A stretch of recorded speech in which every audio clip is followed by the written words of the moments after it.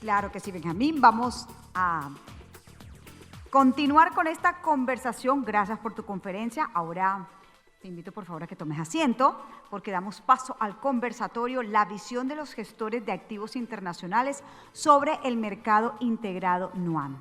Y por eso invitamos al escenario a Carlos Brito, director de ETFs para América Latina de JP Morgan Asset Management de la Ciudad de México.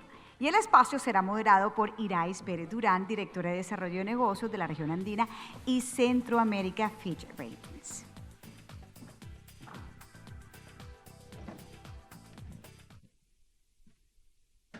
Hola, ¿qué tal? Buenas tardes, siguen despiertos y muchas gracias, muchas gracias por quedarse.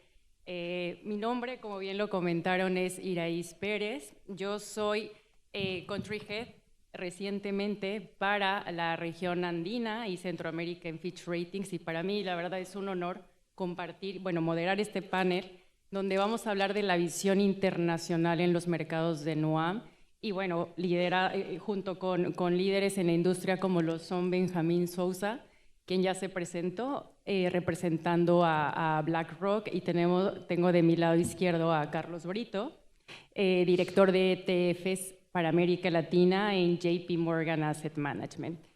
Sabemos, y déjenme acomodar un poco esto porque siento que solo se ve el micrófono, sabemos que la integración de los mercados de Chile, de Perú y de Colombia abre nuevas oportunidades y retos para los gestores de activos.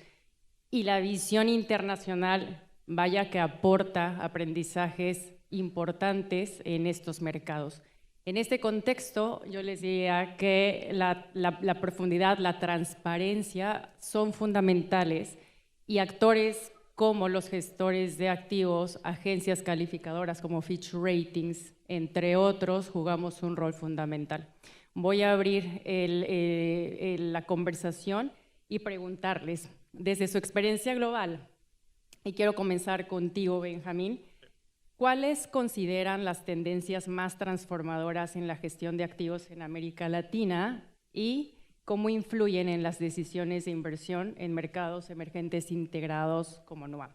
Sí, gracias. Creo que vamos a continuar la conversación que teníamos hace un momento, pero básicamente, y es interesante hablarlo en este foro, ¿no? Donde estamos tratando de integrar bolsas de valores a través de este segundo esfuerzo, ¿no? Que es NUAM, ¿no? Que está haciendo un ejemplo interesante, pero tenemos más que nada mayor interconectividad de lo que hemos tenido en la historia. O sea, los pipes están conectados hacia todas las bolsas de valores y estamos viendo en la práctica cómo está moviéndose esa liquidez a diferentes mercados, ¿no?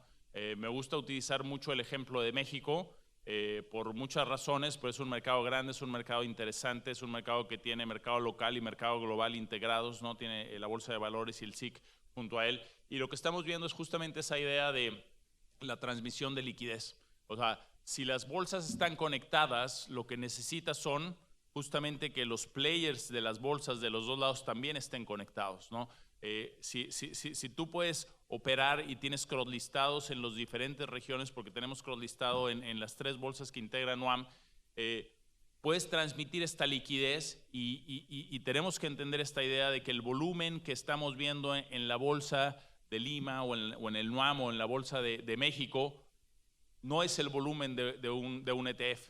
El ETF tiene un origen y en ese origen hay volumen que es múltiplos y múltiplos de veces. Entonces la interconectividad creo que es importante, sobre todo en el contexto de lo que platicaba hace un momento, que es la idea de ya no es un tema de dar acceso. No es nada más encontrar el producto más grande o el producto más líquido o el producto que tenga el menor costo de administración. Es encontrar el producto correcto para el cliente en la jurisdicción adecuada. Entonces, eso es súper importante, la idea de la interconectividad de las bolsas que estamos viendo, y la estamos viendo todos los días cómo está pasando en vivo, ¿no? En México, como el 70% de las operaciones que suceden en el Sistema Internacional de Cotizaciones operan cuando Londres ya está cerrado, a pesar de que tienes UCITS que están listados en las bolsas europeas, ¿no? Entonces estamos viendo cómo esa liquidez está traspartando, está rompiendo estas fronteras que teníamos mentalmente, y estamos viendo cómo se transmite esa liquidez en diferentes jurisdicciones. Hay una liquidez global, ¿no?, que se puede mover a diferentes jurisdicciones hoy en día, y creo que eso es muy importante. Muchas gracias, Benjamín. Carlos. Sí, bueno, y buenas tardes a todos, gracias por el tiempo. Muy contento de estar aquí hoy con ustedes, sobre todo porque también es mi primera vez estando aquí en la hermosísima Cartagena, así que bueno, muy emocionado. Y creo que para empezar a hablar un poco de lo que nosotros creemos es una de las tendencias más claras a nivel global, a lo mejor hablar primero del mercado más grande, que es Estados Unidos, y después tropicalizarlo a lo que estamos viendo en Latinoamérica. Pero si por ahí podemos poner la diapositiva en las pantallas grandes, un poco lo que estamos viendo en Estados Unidos es una consolidación muy clara en cuanto al uso del ETF como el vehículo de inversión colectiva predilecto. Lo que ven un poco en la parte inferior de la diapositiva es justamente los flujos que hemos visto en Estados Unidos hacia ETFs en lo que está en verde, y hacia fondos mutuos lo que está en gris. Pueden ver cómo los últimos 4 años ha habido salidas constantes de fondos mutuos, mientras que en ETFs ha habido entradas prácticamente todos los años, ¿no? Desde el 2014 a la fecha, entradas a lo que son ETFs en Estados Unidos. Creemos que hay 3 razones principales de por qué está pasando esto. La primera razón, y está un poco Benjamín ya habló al respecto, pero algo, bueno, bastante tiene que ver con el tema de ETFs activos, ¿no? En donde ahora, pues, no solamente tienes la exposición pasiva, sino que ahora estrategias que antiguamente solo estaban en formato fondo mutuo, ahora también las tienes en lo que creemos es una mejor tecnología, ¿no? Ya lo conocen ustedes, el ETF, al tener operación en una bolsa de valores, pues tiene precios intradía, tiene mayor transparencia, mayor eficiencia en muchos sentidos. Entonces, bueno, esa es una razón. Y las otras 2 razones tienen que ver con los clientes, ¿no? Es decir, quiénes están comprando, ¿no? O quiénes compran estos vehículos de inversión colectiva. Pues si los dividimos en 2, el canal retail, ¿no?, en Estados Unidos, que es bastante relevante, pues está transicionando hacia un esquema de lo que llaman fee-based, es decir, ese antiguo modelo de retrocesiones, ¿no?, en donde el banquero llegaba con ustedes y les decía, oye, yo te manejo el dinero y fíjate que no te voy a cobrar nada de comisiones, ¿no? Y entonces la gente feliz iba y, oye, perfecto. Pero cuando veías la cartera en la que estaba invirtiendo el banquero, veías que estaba invertido en fondos, ¿no?, mutuos, donde a lo mejor la comisión era un 5, un 4, un 3%, ¿no? Y entonces estaban las famosas retrocesiones o los trailer fees, donde de esa comisión, digamos que el banquero pues se llevaba una parte, ¿no? Ese modelo, digamos que en Estados Unidos está quedando atrás, ¿no? Y eso, pues, significativamente creemos que alinea mejor los incentivos y por ende, pues, también le da entrada muchísimo a lo que son los ETFs, que son estos vehículos más eficientes que generalmente pues cobran menores comisiones. Entonces, esa es una parte. Y el otro canal, obviamente el canal institucional, ¿no? Si ustedes hace 15 años a lo mejor hubieran, ¿no?, se acercaban con un fondo de pensiones en Estados Unidos y le decías, oye, pues vengo a enseñarte estos ETFs, ni siquiera yo creo que hubieran abierto la puerta, ¿no? Eso hace 10, 15 años. Y hoy eso ha cambiado completamente. Incluso hace un mes, ¿no?, esto se hizo público, ¿no? Nosotros en JP Morgan lanzamos el ETF de Fixed Income, que digamos fue el lanzamiento más grande del mercado, ¿no? Nunca se había lanzado un ETF de renta fija que en el día 1 tuviera $2,000 millones, ¿no? Y esto fue, pues, capital semilla que un inversionista institucional, un fondo de pensiones en Estados Unidos, lo puso desde el día 1, ¿no? ¿Y por qué? Pues porque están reconociendo que estos ETFs, ¿no?, brindan muchísimos beneficios, ¿no?, aunado a lo que ya había mencionado, ¿no? Uno de ellos siendo, pues, también herramientas, ¿no?, que funcionan muy bien en cuanto a descubrir el precio y poner realmente lo que se considera el precio real de mercado, ¿no? Tanto que, por ejemplo, en la crisis del 2020, ¿no?, lo que vimos fue que justo pues sucedió eso, ¿no?, donde hubo dislocaciones del mercado. Incluso la Reserva Federal, ¿no?, salió a arreglar estos temas, ¿no?, de liquidez en el mercado de crédito en Estados Unidos, comprando precisamente ETFs de renta fija, crédito y high yield Estados Unidos. Entonces, son estas tres, digamos, razones por las que los ETFs han crecido a los niveles a los que hoy están, ¿no? Más de 17 trillones de dólares. Y en Latinoamérica creemos que es exactamente lo mismo, ¿no? A lo mejor con velocidades distintas, donde los modelos de fee-based, pues a lo mejor no van tan rápido, ¿no? Pero ya hay bastante de esto en el sector retail y también en el sector institucional, pues ustedes también lo han visto, ¿no? Las AFPs, ¿no? Incrementando mucho, ¿no? El porcentaje que tenían de ETF respecto a fondos mutuos. Entonces, pues son estas tres razones principales y esta gran tendencia que estamos viendo en el lado de asset management. Muchas gracias a los dos por sus perspectivas. Tocamos el tema de profundidad, de innovación, que quiero resaltar más adelante en la conversación. Y me quiero poner creativa porque, Benjamín, ya platicaste bastante en la sección anterior, pero bueno, BlackRock tiene presencia local y ETFs listados en las bolsas de negociación de los diferentes mercados, tanto globales como en los mercados que integran a NUAM, Chile, Perú y Colombia. Te quiero preguntar, Benjamín, ¿qué casos de éxito has visto en otros mercados que pueden ser aplicados para dinamizar el mercado integrado de NUAM? Creo que, de nuevo, la gráfica más importante que van a ver en este momento es la siguiente. Hay dos barras. La barra son las acciones locales, es decir, el mercado local en México. La barra verde es el sistema internacional de cotizaciones, ¿no? Es el crosslistado, el sistema de crosslistado. La mayor parte del sistema de crosslistado son ETFs en particular, pero también hay acciones individuales. En México también operan Nvidia, ¿no? Y también operan Apple y Google, etcétera. Pero básicamente la mayor parte siguen siendo ETFs y veamos esta tendencia, ¿no? La tendencia es que mientras no haya emisiones, mientras todas estas cosas que platicábamos hace un momento, la barra gris está estancada, ¿no?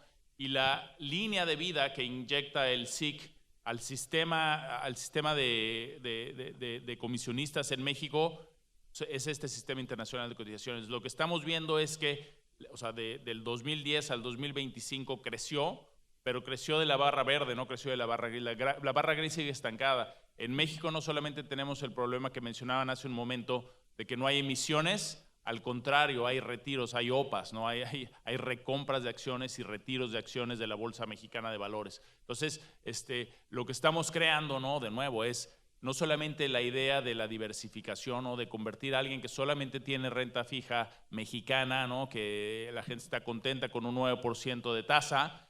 Estamos creando cosas donde realmente puedes complementar, ¿no? A través de renta fija internacional, a través de renta variable internacional, a través de oro, ¿no? A través de commodities, portafolios que realmente tengan un mejor Sharpe, que realmente tengan un mejor retorno, que realmente tengan menor riesgo. Entonces, esta parte creo que es interesante. De nuevo, o sea, piensa en México, en el NUAM hace algún tiempo, ¿no? Esta es la oportunidad de la que queremos hablar y la que queremos presentar.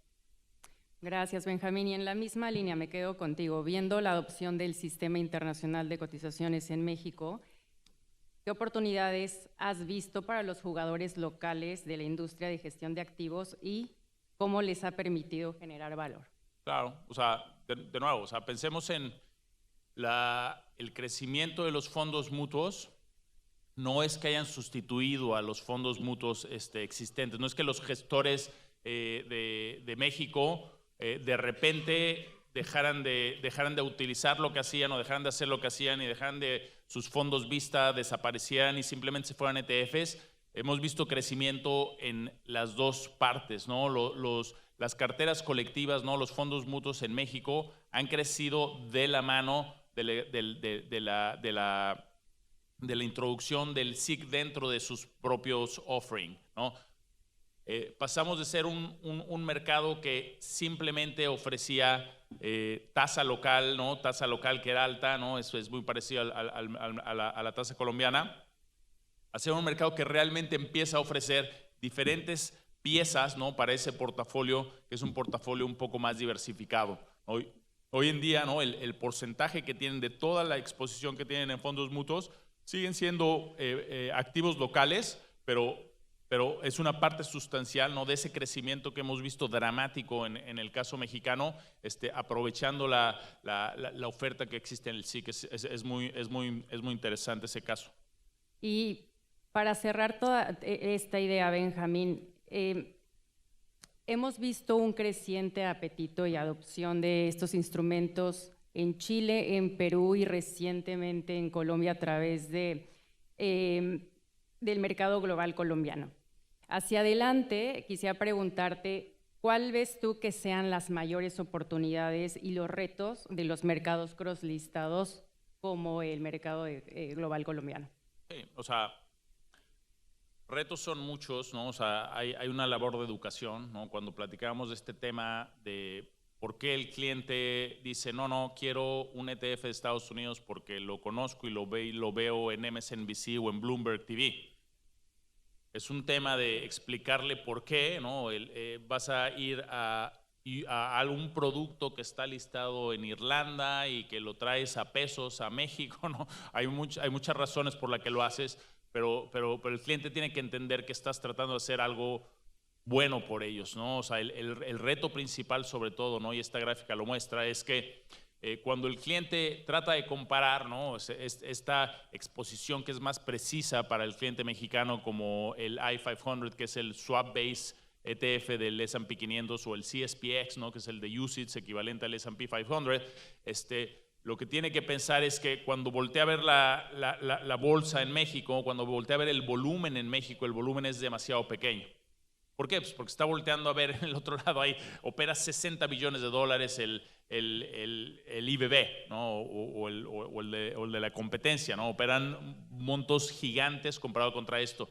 Y la realidad es que hay market makers entre el market maker local y el market maker global que pueden hacer esta transmisión de liquidez de la que estaba hablando hace un momento. Entonces, cuando estamos viendo que opera $344 billones, la canasta, o sea, el ETF, las 500 acciones del S&P empaquetadas o sin empaquetar, pues en realidad no tenemos que preocuparnos porque solamente veas ahí 375,000 en el mercado global colombiano, ¿no? O sea, en realidad este es un producto que con los pipes que existen hoy en día, ¿no? En el momento en el que crosslistas, existen los pipes donde puedes mover la liquidez, y con los players adecuados que estén conectados, puedes conectar esta liquidez. Ese, para mí, fue el reto más importante que tuvimos que pasar en México, ¿no? Esa conexión, esa interconectividad que hoy la ves en la práctica, ¿no? O cuando opera, aún cuando Londres está cerrado, era justamente, a ver, hay un market maker global, ¿no? Que puede estar sentado en Londres o puede estar sentado en Nueva York,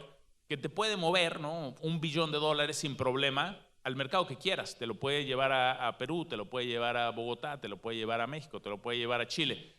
Y ese, ¿no? Pues es un tema de educación. O sea, no tienes que estar viendo los $344 billones en la bolsa local. Lo único que tienes que saber que lo que estás comprando tiene un mercado de origen que es profundamente líquido. Y esa es labor de educación, ¿no? Ese creo que es un reto muy importante. Tienes toda la razón.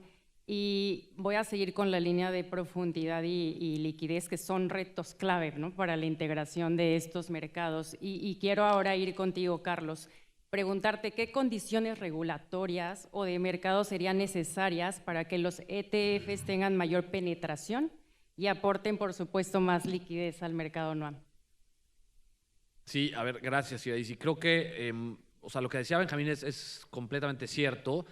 Pero también digo, pensando en los dos tipos de clientes que mencionaba, ¿no? El institucional y el retail, que a mí en lo personal me da muchísimo gusto el ver cómo pues este fenómeno que estamos viendo, de lo que ya también se ha hablado en paneles anteriores, donde el número de cuentas retail en Colombia, en Perú, en México ha explotado. Pues entonces, ¿cómo vamos a hacer que esos inversionistas retail encuentren la liquidez local, ¿no? Porque aun cuando sí, esa profundidad en los mercados de origen de estos ETFs pues va a ser enorme, muchas veces esos inversionistas retail no van a encontrar esa liquidez en el mercado local. Entonces creo que ahí es donde también nosotros como gremio, ¿no? Tenemos que trabajar con brokers, tenemos que trabajar con NUAM, encontrar mecanismos en donde podamos poner formadores de mercado, ¿no? Ya sea locales o internacionales, ¿no? Que podamos tener esos precios, ¿no? Esos precios de compra y de venta en las bolsas locales, ¿no? En la bolsa colombiana, en la bolsa, ¿no? en NUAM en Perú, ¿no? Para que ese inversionista retail pueda realmente entrar y salir sin mayor dificultad. Tuvimos una conversación muy rica con todas las AFPs hace 2 paneles y yo te quiero preguntar, Carlos, ¿cómo pueden los proveedores globales de ETFs apoyar a intermediarios y fondos de pensiones locales para desarrollar productos más competitivos y ampliar el acceso? Sí, y creo que ese punto también es clave, Iraís. Se mencionó ya bastante un poco de los IPOs, cómo los IPOs se han ido hacia afuera. Y tristemente con los ETFs creo que ha pasado un poco lo mismo, ¿no? Es decir, y por ahí en el mapa, lo que pueden ver en ese mapa es, digamos, el monto, los activos bajo administración que hay en cada una de estas regiones. Pueden ver obviamente en Estados Unidos, pues bueno, el mercado líder por mucho, pero bueno, tristemente en Latinoamérica nos hemos quedado bastante atrás. En todo lo que es Latinoamérica, en estos ETFs domiciliados localmente, ¿no? Por aquí en Colombia, pues por allá hay algunos, en México también hay pues no más de 15, ¿no? Entonces son bien pocos ETFs y creo que esto tiene que ver también con temas regulatorios, ¿no? O sea, ¿cómo hacemos que pues estos lanzamientos de nuevos ETFs pues no solo sean en UCITS, no solo sean en Estados Unidos? Y aquí creo que hay un caso que es información completamente pública en donde hace pues aproximadamente un año, poquito menos de un año, un inversionista latinoamericano grande, ¿no? Que por aquí lo ubicarán bien, el FLAR, el Fondo Latinoamericano de Reservas, lanzó un ETF y lo lanzó, digamos, es un inversionista latinoamericano, es dinero latinoamericano, ¿no? Y el ETF, en lugar de lanzarse localmente, es un ETF que se lanza en Europa, es un ETF UCITS, ¿no? Entonces ahí pues, la pregunta es ¿por qué? Entonces creo que ahí todos otra vez como gremio creo que tenemos que trabajar con reguladores en tratar de encontrar pues cuáles son esos mecanismos que van a incentivar que pues, ese lanzamiento de ETFs pues también se dé de forma local, ¿no? Así como no ha habido IPOs, pues tampoco ha habido realmente lanzamientos, ¿no? Son muy poquitos los lanzamientos de ETFs nuevos que ha habido lanzados de forma local en Latinoamérica. Sí, y de hecho mi siguiente pregunta va en torno a innovación dentro de la industria de ETFs, porque es muy cierto todo lo que comentas, Carlos. ¿En dónde consideras que estamos viendo la mayor innovación y cómo está llegando a los inversionistas en América Latina? Sí, no, otra súper buena pregunta, Irais, porque sin duda creo que la innovación hoy en día en el mundo por ahí, no solamente de los ETFs, sino de asset management, proviene de lo que son los ETFs activos, ¿no? Y ahí nosotros, lo que pueden ver enfrente de ustedes es justamente cómo han venido creciendo estos ETFs activos a nivel global, ¿no? Un poco lo que ven ahí en verde, es que hoy en día incluso en Estados Unidos hay más ETFs activos, esto es por número de vehículos, que el número de ETFs pasivos. Entonces, han venido creciendo muchísimo, son ETFs que ofrecen muchísima innovación, hay muchísimas cosas nuevas, ¿no? Donde puedes mitigar pérdidas, ETFs que generan unos rendimientos, digamos, unos dividend yields de 8-10% en dólares, ¿no? Que lo hacen a través de uso de derivados. Entonces, hay cosas bien interesantes que hoy en día pues, se ha democratizado este acceso gracias al vehículo, a la tecnología del ETF, y creo que esta innovación pues, está siendo, pues bueno, llega a través de los ETFs, y creo que la gran ventaja que tenemos nosotros como inversionistas latinoamericanos, sobre todo en NUAM, ¿no? Me refiero un poco a Colombia, Perú, Chile, es que estos ETFs activos, ¿no? Son el regulador, digamos, el mercado global colombiano, por ejemplo, permite que haya listado de estos ETFs activos, ¿no? Donde desgraciadamente pues toda esta innovación que está sucediendo de ETFs activos pues no puede llegar a países como Brasil, no puede llegar a países como México, porque ahí digamos que la regulación todavía no lo permite. Creo que esta es una gran ventaja, ¿no? Y que NUAM pues obviamente es un gran beneficiario, que toda esta innovación pues puede venir a Perú y puede venir a Colombia a través de los listados del listado en por ejemplo el mercado global colombiano. Claro, muchas gracias, Carlos.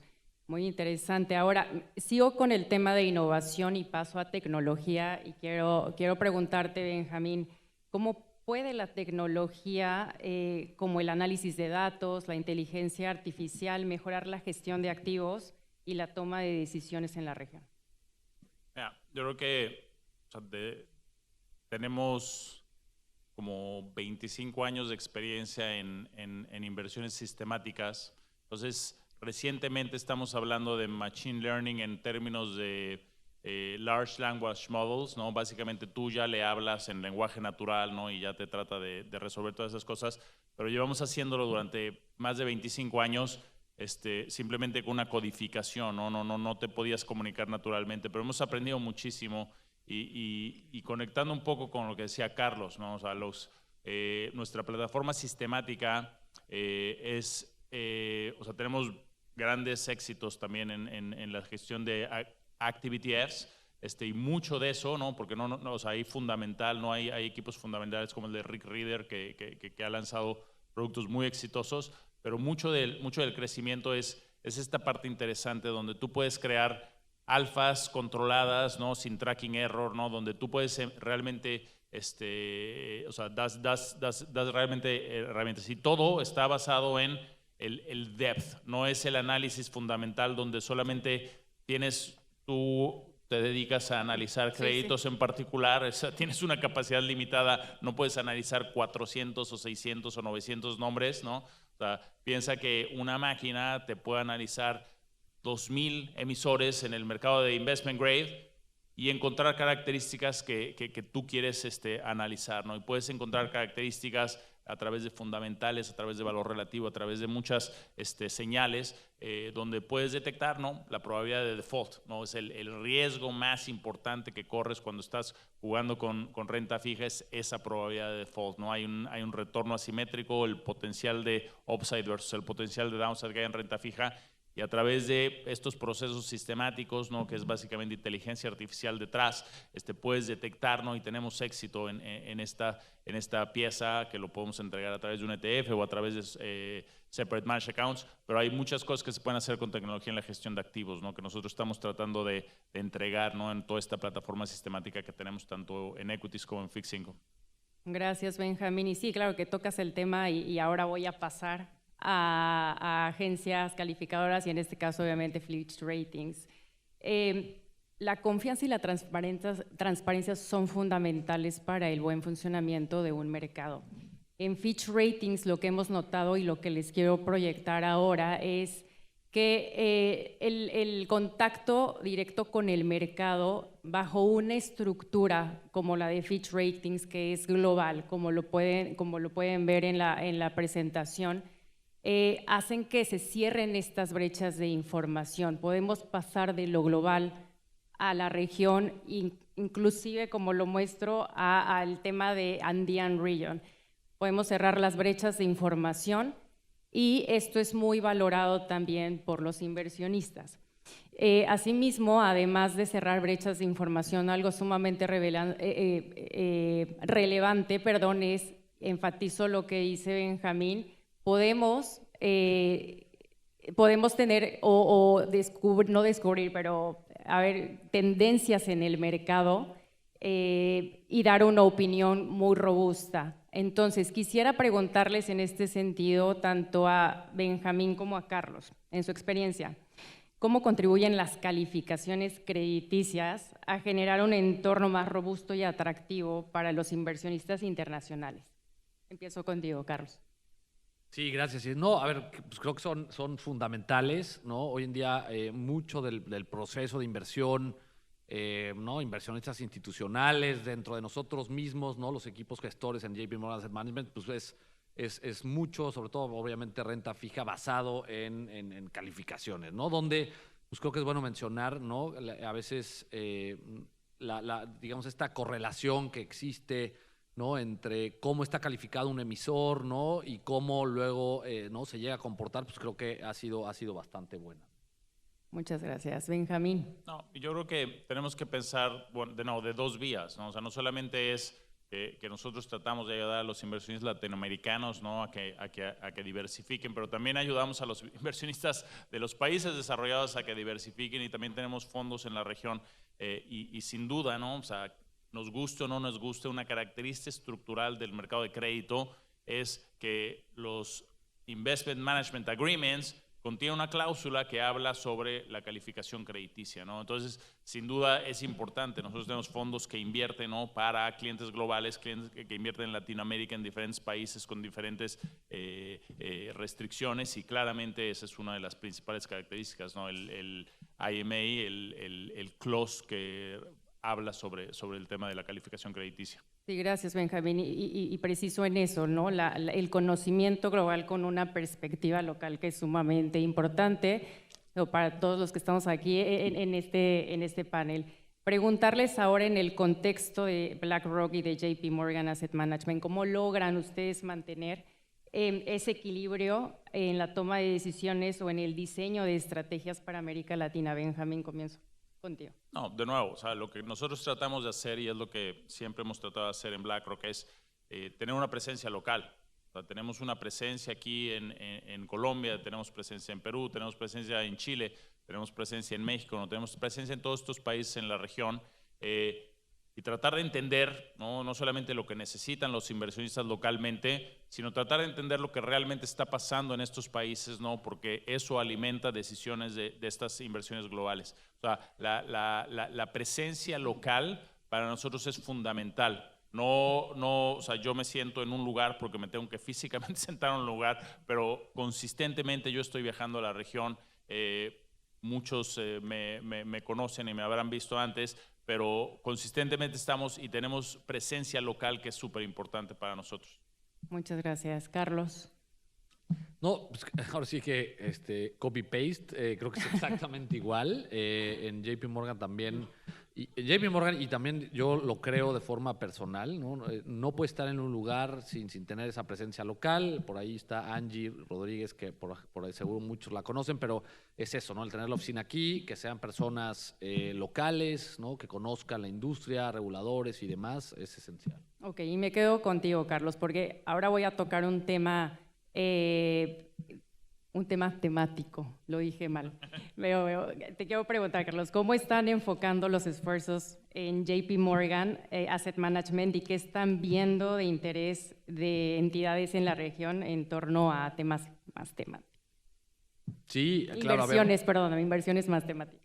Sí, no, te entendí la pregunta, Irais, pero sí, o sea, creo que mucho el interés hacia cosas un poco temáticas ha sido ETFs activos, ¿no? Yo les diría, dentro de lo que nosotros hemos visto, principalmente lo que llamamos Equity Premium Income, ¿no? Que son estos ETFs que les decía que invierten en canastas de acciones, pero luego a través de derivados, digamos, que te generan un ingreso adicional, ¿no? Y eso se ha vuelto súper atractivo para muchos clientes.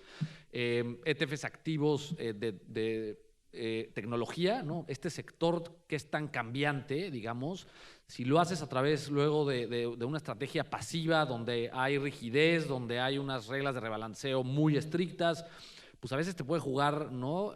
Medio en contra, en el sentido que estos rebalanceos luego pueden hacer cosas muy raras. Entonces ahí hemos visto mucho interés. Y finalmente, a lo mejor no es tan temático, pero bueno, Japón, ¿no? Hemos visto bastante interés en lo que es equity en Japón. Por ahí hay cambios de gobernanza que están pasando, que son bien interesantes. Son empresas que están mejorando el ROE, el Return on Equity. Entonces, Japón creo que, y además en estos niveles, ¿no? De evaluaciones tan caras, ¿no? Sobre todo el mercado americano, pues Japón, ¿no? Es un mercado en donde estas valuaciones, principalmente si vemos el price to earnings, pues no se ve tan extendido, ¿no? Muchas gracias, Carlos. A modo de cierre, hemos visto a través del día en los diferentes paneles que se han hablado de las oportunidades que se abren a través de esta integración de los mercados, pero también exige un trabajo conjunto, que creo que eso es algo en lo que todos estamos de acuerdo. Para cerrar, les quiero preguntar, y es lo mismo para Carlos, Benjamín, ¿pueden compartir qué consideran indispensable para que NUAM sea reconocido como un caso de éxito internacional en los próximos años? Comienzo contigo, Carlos. Bueno, a lo mejor en dos palabras, para mí sería buscar, ¿no? Y creo que NUAM lo ha hecho muy bien, seguir innovando, ¿no? Trayendo toda esa innovación que sucede fuera, pues ver cómo se puede traer acá y cómo eliminamos ese exceso burocrático, ¿no? O cómo mejoramos a lo mejor marcos regulatorios. Eso a lo mejor pues, es NUAM junto con reguladores, pero eso creo que es esencial para seguir desarrollando nuestros mercados. Gracias, Carlos. Benjamín.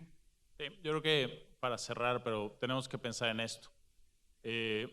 Tenemos que entender que en la medida en la que movamos a nuestros clientes de fondos vista hacia un portafolio diversificado, hacia un portafolio que va a tener un menor sesgo doméstico, hacia un portafolio donde diferentes factores de riesgo están determinados los retornos, va a ir de la mano, ¿no?, del aumento en el volumen de las cosas que estás viendo en la parte del mercado global, ¿no?, de Nuam, ¿no? Entonces, creo que sin duda para mí, ¿no?, el reto de todos nosotros es la educación. O sea, al final del día no es simple porque, o sea, implica una serie de cosas, ¿no? Educar sobre portafolio y riesgo y retornos esperados y tal, ¿no?, para alejar a la persona del fondo vista, que es típico, y la gente dice, con mi 9% estoy contento, y dejaste pasar 25% en oro, y dejaste pasar 700% en Bitcoin, y dejaste pasar todas estas cosas, y tú pensando que estás súper bien con tu 7% o 9%, que además paga 35% de impuestos. Entonces, hay una brecha de educación que de la mano de ustedes nosotros estamos dispuestos a contribuir, pero de nuevo, o sea, el éxito, ¿no?, el otro lado de la moneda es cuando empecemos a ver todos estos incrementos de volúmenes, este aumento en las carteras colectivas, como veíamos en México, claramente se va a considerar que Nuam es un caso de éxito. No, buenísimo. Y desde Fitch Ratings mantenemos nuestro compromiso con la transparencia y confiabilidad, y por supuesto nos ponemos a disposición para este mercado integrado. Muchas gracias, Carlos. Muchas gracias, Benjamín. Ha sido un gusto estar con ustedes, y a todos ustedes también muchas gracias por quedarse hasta el final. Que pasen bonita tarde. Gracias.